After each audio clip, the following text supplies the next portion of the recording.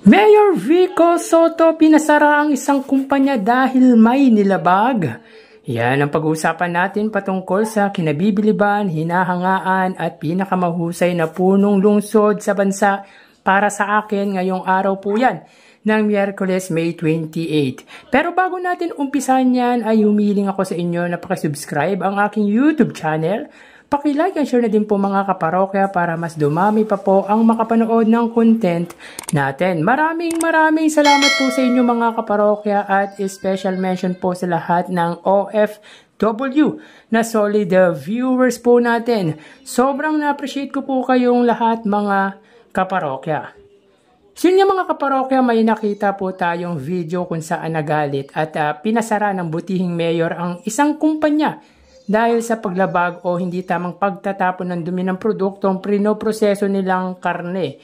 Disclaimer lang po mga parokya, ito po ay matagal ng video. Siguro first term niya nung time na sinita niya ito. So binalikan lang natin para pag-usapan kung gaano pinapahalagahan ng butihing mayor ang kalusugan ng mga Pasigueño at ang kalinisan ng kanyang lungsod. So panoorin po natin. Explain po ano nangyayari dito. Temporary po siya. Temporary, kailan kayo nagsimula dito na operasyon? 2007? 12 years, sasabihin mo sa akin, temporary? Temporary, 12 years? Oh, nakaloko. Brad, ibig sabihin, wala talaga silang intensyon na sumunod sa batas. Ang problema dito, yung paglabag nila sa batas, hindi lang naman sila yung apektado eh.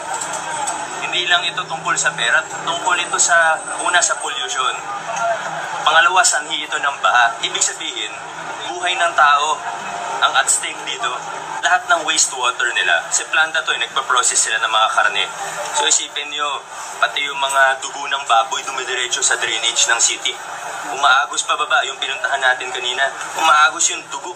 Hindi lang maduming tubig, pati dugo ng mga baboy. Dumidiretso, saan pumupunta yun?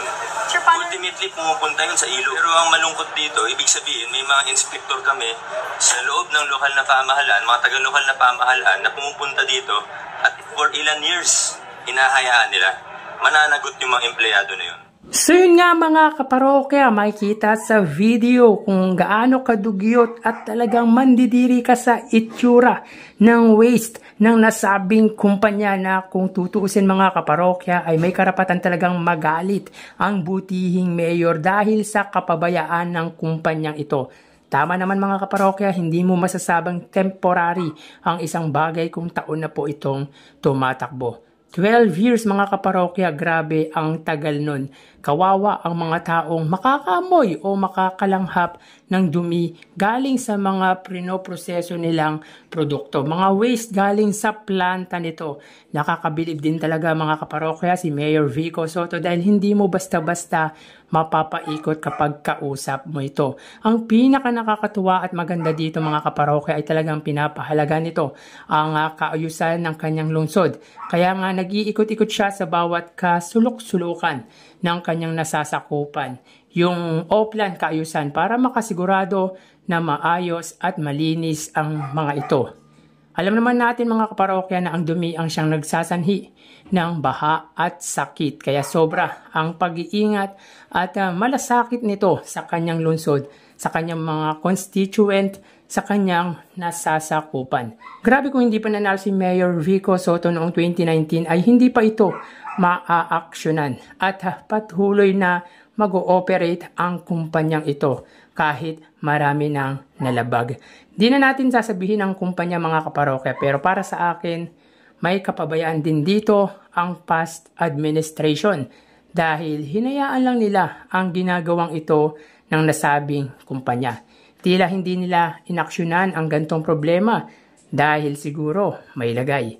Tulad nga ng sinabi ni Mayor Vico Soto, is not about the money, it's about the health of his constituent. Aanhin nga naman ang kikitain ng lungsod kung ang kalusugan naman ng mga tao ang maapektuhan.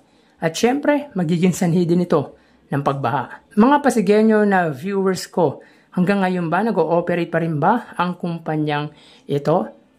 Ang galing no, iniisip talaga ng butihing mayor ang ikabubuti ng kanyang mamamayan. Tunay na may malasakit sa kanyang pinag-seserbisyuhan at napaka-effective talaga na leader. Yan ang tunay na matapang na dadaan sa maayos na usapan ang isang problema. Hindi puro papogi, hindi puro yabang. Kumbaga, iaalay niya talaga ang kanyang buhay para sa mga Pasigueño, para sa ikaayos ng kanyang nasasakupan. And no doubt at proven and tested na ito dahil napatunayan na po ni Mayor Vico Soto in his 6th term ay talagang para sa mamamayan ang kanyang ginagawa. So hanggang dito na lang po tayo mga kaparokya. Magsiingat po tayo palagi. Thank you and God bless.